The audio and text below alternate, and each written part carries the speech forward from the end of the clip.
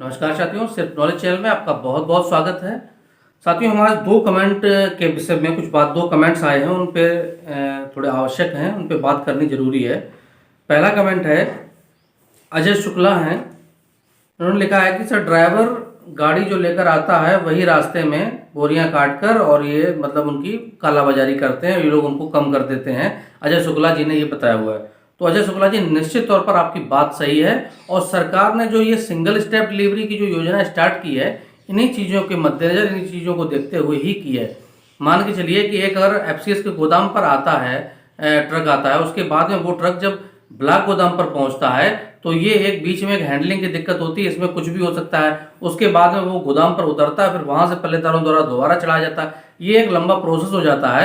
इस प्रोसेस को खत्म करके डायरेक्ट वो अगर आपके यहाँ तक पहुंचाते हैं तो इसमें कहीं ना कहीं आप लोगों का हित निश्चित तौर पर जुड़ा हुआ है और आप बिल्कुल निश्चिंत रहें कि आपको इस योजना के लागू होते ही आपको फायदा जरूर होगा, कुछ ना कुछ। बेशक 100% ना हो, लेकिन 70% तो तब भी होगा। तो आपके लिए ये योजना लागू की गई है और निश्चित तौर पर इससे आप लोगों को लाभ होगा। दूसरा कमेंट है कृष्ण कुमार का, इलाहाबाद से। इन्होंने लिखा है कि ये योजना सफल नहीं है क्योंकि उतारने के लिए पल्लेदारी नहीं मिल रहा है। हमारे यहाँ पर लागू हुआ है सैदाबाद इलाहाबाद कृष्ण कुमार कोटेदार मेला हुआ। तो जो कृष्ण कुमार जी, मैं आपको ये बता दूं, जैसे कि आप इलाहाबाद से हैं तो निश्चित तौर पर आपके यहाँ लागू हो गई है ये जो 3 जिलों में पायलट प्रोजेक्ट लगाया गया है। तो पायलट प्रोजेक्ट के तहत जो 3 जिलों में काम करने का मकसद ही यही है कि इसमें आने वाली समस्याओं को समझा जाए और फिर उन समस्याओं को दूर किया जाए।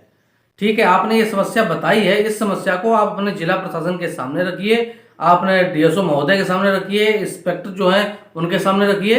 ये समस्याएं जब उनके सामने पहुंचेंगी तो इनके विषय पर बैठ के विचार किया जाएगा, इन समस्याओं को खत्म किया जाएगा और जब ये समस्याओं को समाप्त कर दिया जाएगा उसके बाद ही ये योजनाएं पूरे प्रदेश में लागू की जाएंगी।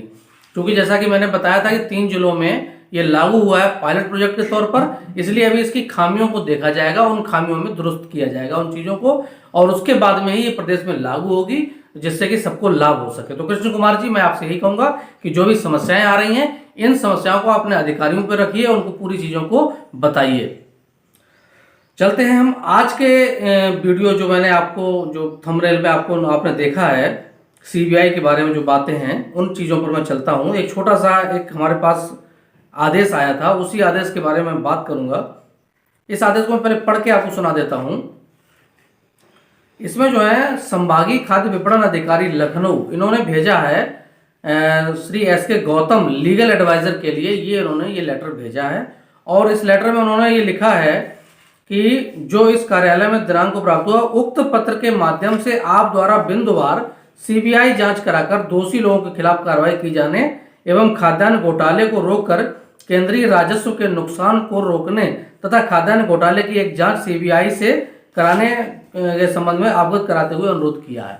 इन्होंने कहा है कि जो खाद्यान्न घोटाला, अभी इसमें ये स्पष्ट नहीं किया है कि ये किस घोटाले की बात कर रहे हैं, ये कोटेदारों की बात कर रहे हैं, गोदामों की बात कर रहे हैं या एफसीएस की बात कर रहे हैं, तो ये क्लियर नहीं है। कुछ चीज़ें हैं जो उन्होंने थोड़ी छिपा रखी हैं, मुझे मिल गया था तो मैंने कहा आपको ये बता दूं, क्योंकि मेरा दायित्व है सिर्फ नॉलेज चैनल जो कि कोटेदार एवं कार्डधारकों के लिए ही है खास तौर पर, तो मैं ये जानकारियां आपको देना जरूरी था।